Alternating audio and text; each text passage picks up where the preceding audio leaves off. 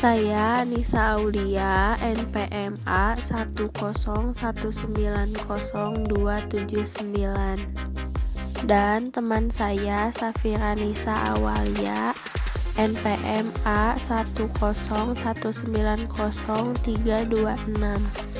Kami akan menjelaskan mengenai perancangan kapasitas. Apa itu kapasitas? Kapasitas atau capacity adalah hasil produksi atau volume pemrosesan throughput atau jumlah unit yang dapat ditangani, diterima, disimpan, atau diproduksi oleh sebuah fasilitas dalam suatu periode waktu tertentu. Dalam produksi dan manajemen operasi terdapat 3 tipe kapasitas, yaitu 1. Potensial capacity. Kapasitas yang dapat dibentuk untuk membantu pimpinan dalam mengambil keputusan.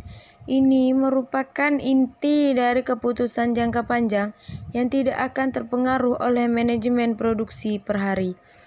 2. Immediate capacity. Jumlah dari kapasitas produksi yang dapat dibentuk menjadi tersedia dalam jangka waktu yang singkat. Ini merupakan kapasitas maksimum dari kapasitas potensial diasumsikan digunakan secara produktif.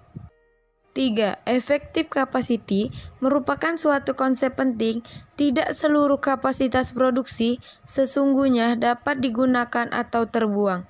Ini merupakan hal penting untuk seorang manajer produksi untuk apakah kapasitas sesungguhnya dapat tercapai. Perencanaan kapasitas adalah proses untuk memutuskan kebutuhan kapasitas produksi oleh perusahaan untuk mempertemukan perubahan permintaan setiap produk. Tujuan perencanaan kapasitas adalah pencapaian tingkat utilitas yang tinggi dan tingkat pengembalian investasi yang tinggi, di mana penetapan ukuran fasilitas sangatlah menentukan. Perencanaan kapasitas dapat dilihat dari 3 horizon waktu, yaitu short term, medium term, long term. 1. Kapasitas jangka pendek, kurang dari 3 bulan. Perencanaan kapasitas jangka pendek, kurang dari 3 bulan. Ini dikaitkan pada proses penjadwalan harian atau mingguan dan menyangkut pembuatan penyesuaian untuk menghapus variansi antara keluaran yang direncanakan dan keluaran nyata. Keputusan perencanaan mencakup alternatif seperti kerja lembur, pemindahan personalia, penggantian routing produksi. 2. Kapasitas jangka menengah 3-18 bulan. Perencanaan kapasitas jangka menengah, intermediate range, atau rencana-rencana bulanan.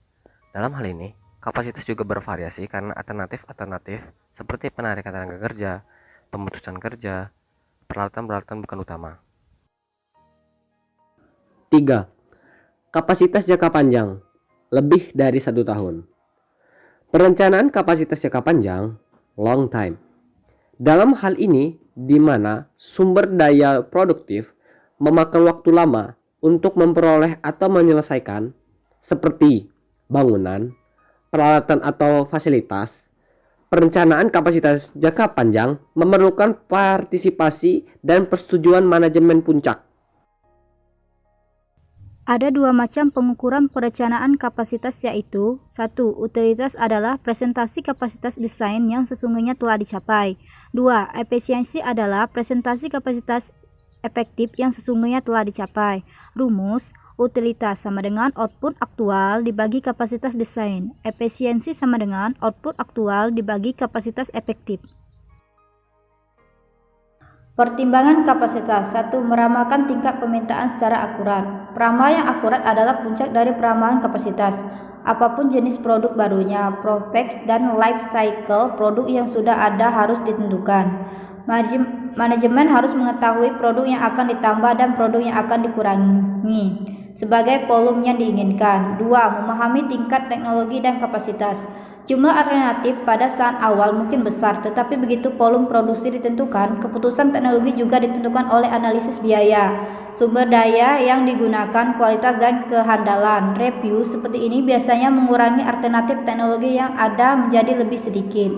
Teknologi dapat menentukan kenaikan kapasitas. Manajer operasi memegang tanggung jawab atas teknologi dan peningkatan kapasitas. 3. Meningkatkan tingkat level operasi optimum.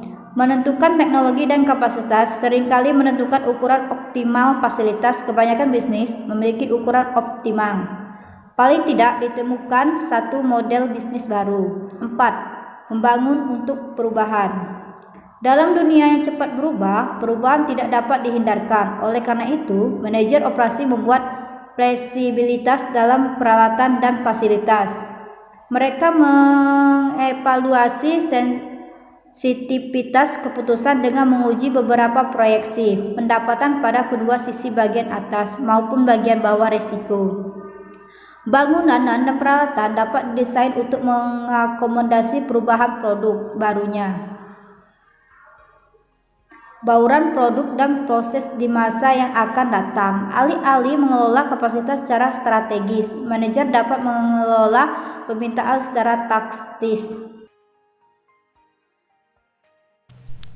Ada 3 strategi perencanaan kapasitas, yaitu 1. Capacity-led strategy, yaitu kapasitas berada di depan permintaan. Strategi ini cocok untuk pasar yang ada berkembang saat ini.